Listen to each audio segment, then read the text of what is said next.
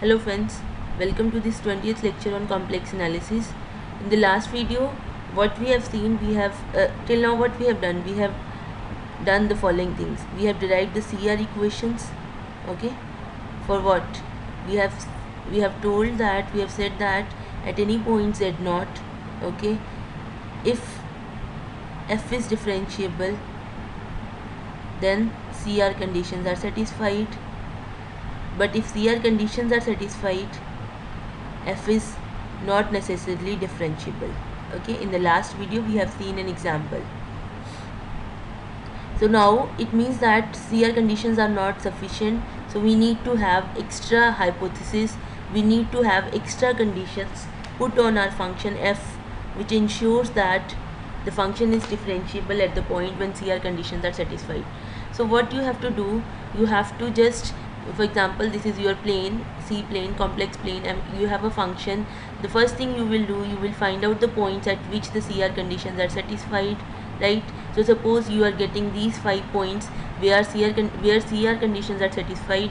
Out of these 5 points only the function can be differentiable. Function cannot be differentiable at any other point. So out of these 5 points you have to figure out at which point the function is differentiable and at which point the function is not differentiable.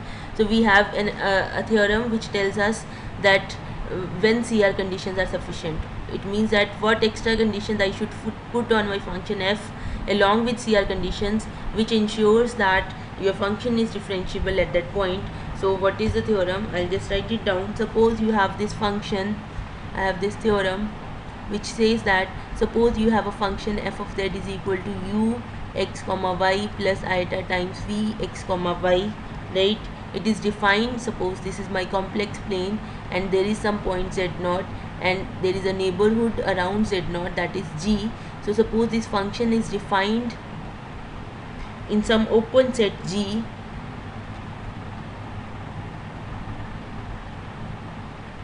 containing the point z naught,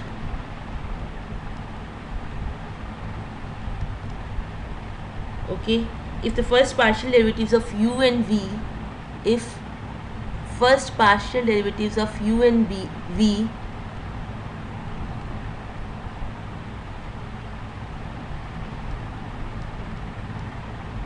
exist in g and are continuous at the point z naught and satisfy CR conditions,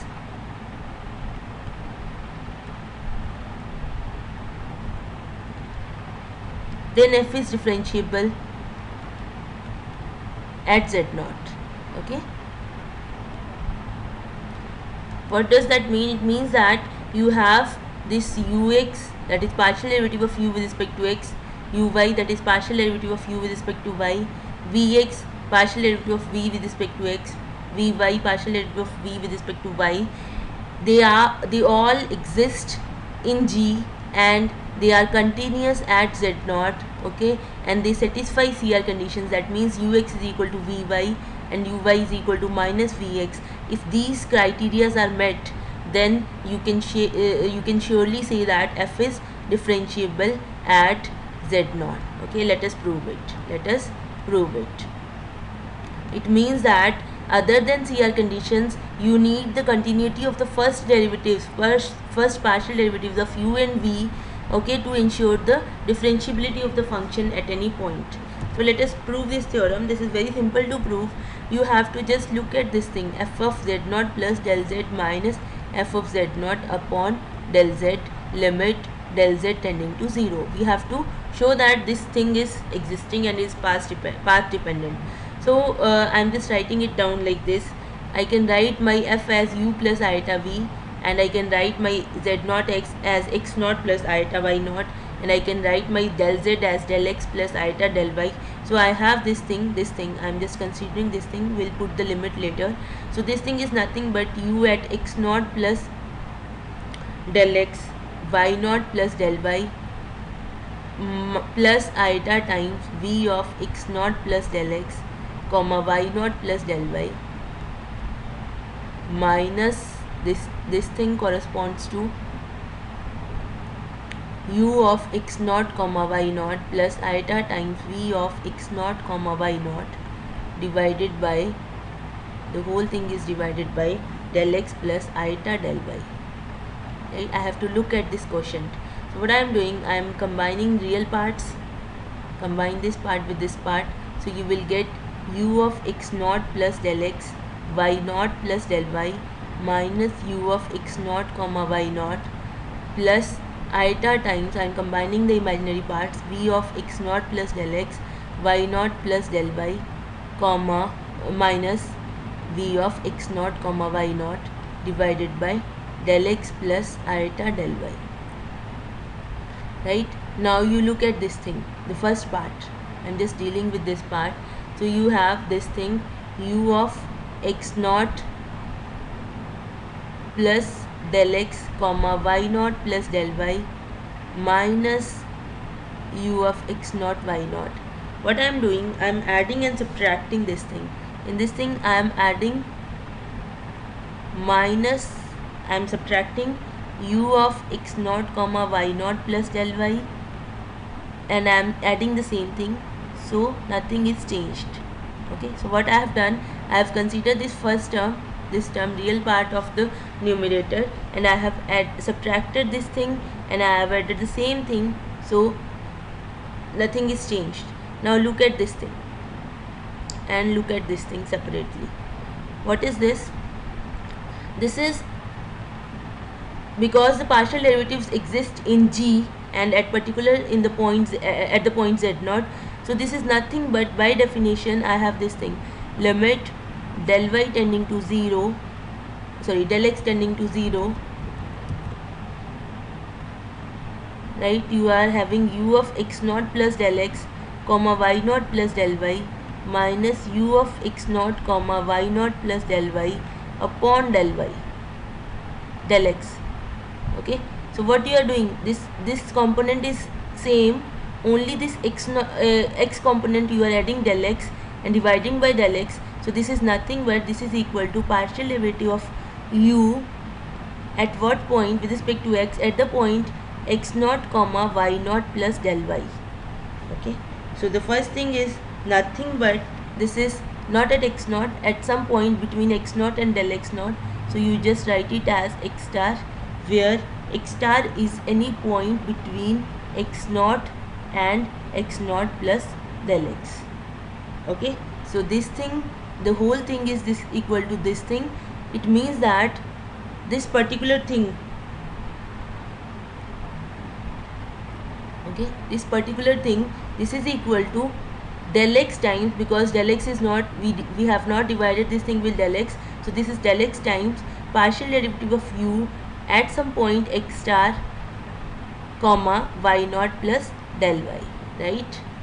Okay, similarly, what is this? Here you are changing this component x naught, y naught.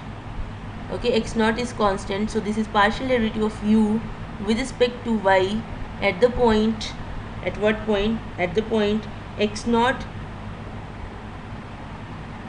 comma y star. Okay, where y star is any point between, x star is any point between x naught and x naught plus del x, and y star is any point between y naught and y naught plus del y. Of course a del y will be here, right? Okay, till now we have used the existence of the, here we have used the existence of partial derivatives of u and v, right? Now use the continuity of partial derivatives of u and v, right? So we have the following thing, if we use the continuity of partial derivatives of u and v, what do we have? Now we are using the continuity. What is this thing? This thing is equal to curly u by curly x at x naught comma y naught plus some epsilon 1 into del x, where epsilon 1 goes to 0 as del x, as del y and del x goes to 0, right? So this comes from continuity. Continuity means that the behavior of the function at the point x0 y0 is same as the behavior at some neighboring point. Now see, this is some neighboring point and this is the point x0 comma y0. So I can write this thing as this thing using the continuity of ux at the point x0 comma y0, right? Similarly, using the continuity of uy, I can write this thing as del y into curly u by curly y at the point x0 comma y0 plus epsilon 2, where epsilon 2 goes to 0 as del x goes to 0 and del y goes to 0. So this, I had this thing, right? The first part of the numerator we can write it as del x into this quantity plus del y into this quantity. The similar treatment we will do with the second part, and we will use the existence of the partial derivatives of v and the continuity to get the similar things. I'll write down the final expression. What you will get finally is this thing we were considering, f of z0 plus del z minus f of z0 divided by del z. I can write this thing as del x into curly u by curly x at the point x0 comma y0 plus epsilon 1 plus del y into curly u by curly y at the point x0 comma y0 plus epsilon 2. I just derived these two things, and you can derive the further two things that will be coming out to be iota del x into curly v by curly x at the point x0 comma y0 plus epsilon 3 plus iota delta y times curly v by curly y plus epsilon 4 divided by delta x plus iota delta y, where epsilon 1, epsilon 2, epsilon 3, epsilon 4 goes to 0 as del x and del y goes to 0, right? This is what we have derived, right? Now you can write this thing as, you can combine this term and this term, right? We can combine these two terms. So we have del x into curly u by curly x, I'll write it as ux, okay, plus iota times vx plus epsilon 1 plus iota epsilon 2 3, okay. Similarly, I can combine these two things. So I have plus del iota del y, I'll take the iota del y common, right? Iota del y. So I have inside curly v by curly y, iota del y will be, I am taking iota del y common, so it will be 1 by iota, that will be minus iota v uy, right, plus epsilon 2, I am taking iota del y common, so it will be epsilon 4 minus iota epsilon 2, right, divided by del z or del x plus iota del y, right? So now use the, what we did not use till now, we did not use the Cauchy-Riemann equations. Now use the Cauchy-Riemann equations. Using Cauchy-Riemann equation, ux is equal to vy, so you will write ux here, and you have minus uy is equal to vx. So you have ux is equal to vy and uy is equal to minus vx. So you can write the same thing as del x into ux plus iota del y, del x into ux plus vx, okay. I will write this thing separately, plus iota del y into, what is this? This is again ux plus iota vx, right, plus you have this thing del x into epsilon 1 plus iota epsilon 3, and then you have plus iota del y into epsilon 4 minus iota epsilon 3 epsilon 2 divided by whole divided by del of z, okay. Now what is this? This thing is equal to, so you have this thing is equal to u of x plus iota v of x into x delta x plus iota delta y, and in the numerator you have this delta z, which is nothing but delta x plus iota del y. So this thing is equal to, the whole thing is equal to, we have just separate the two terms on the numerator. So you have ux plus iota vx, because this term will cancel, del x plus iota del y, plus you have this lambda times del x plus iota del y, where what is your lambda? Lambda is your del x into epsilon 1 plus iota epsilon 3 plus iota del y into epsilon 4 minus iota epsilon 2. Now look at this thing. Now look at this thing lambda upon delta x plus iota del y. This thing is less than is equal to del x upon delta x plus iota del y modulus into epsilon 1 plus iota epsilon 3 plus iota del y modulus upon del x plus iota del y modulus divided by this into epsilon 1 4 minus iota epsilon 2. Right, now this thing is less than is equal to 1 because in the numerator we have del x whole square root, that is del x, and in the numerator we have del x square plus del y square root, and similarly this thing is less than 1. So this whole thing is less than is equal to epsilon 1 plus iota epsilon 3 plus epsilon 4 minus iota epsilon 3 modulus, both modulus.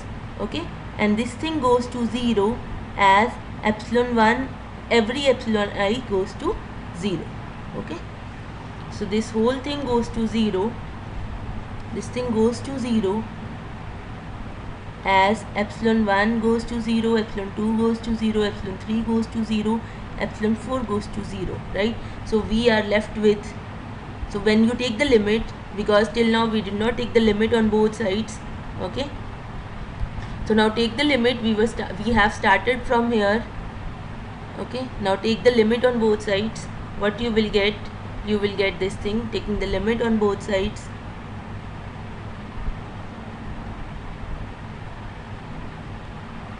You will get limit del z tending to 0, f of z naught plus del z minus f of z naught divided by del z is equal to ux plus iota vx, okay, plus this thing limit del x goes to 0, del y goes to 0, lambda upon del x plus iota del y, and this limit is 0. I just proved it.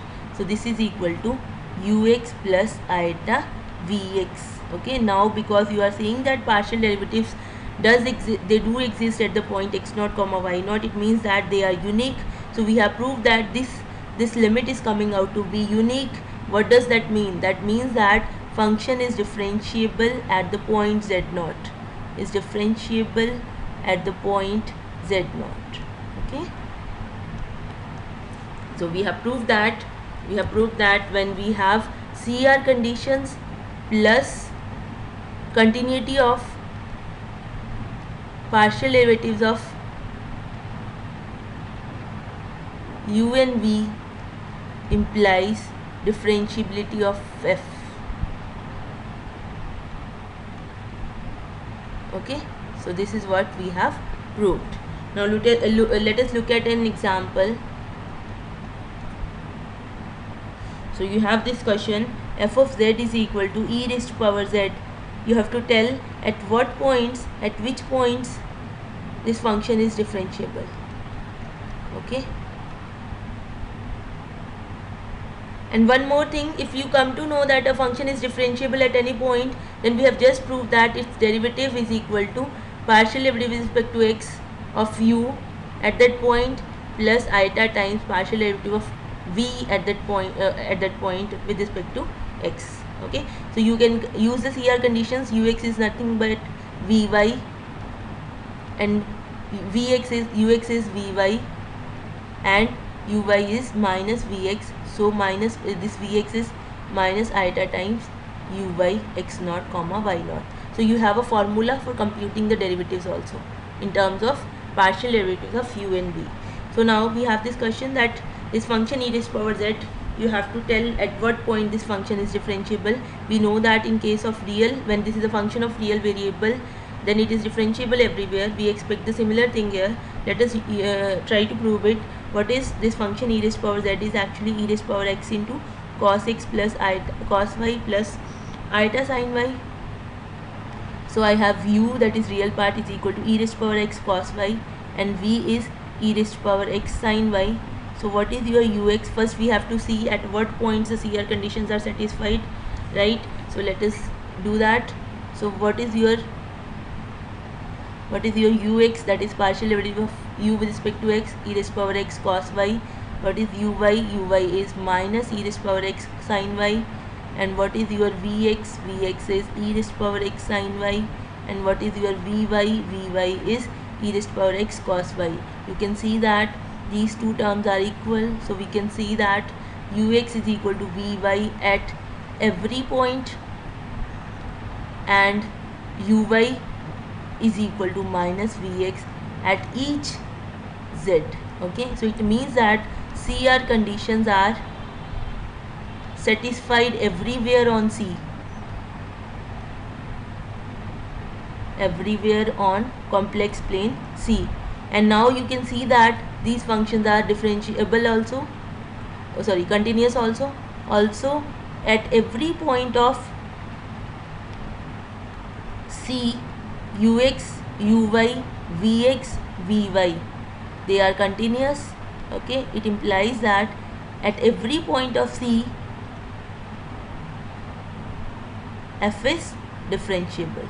Okay, so this is a function which is differentiable at every point of the complex plane.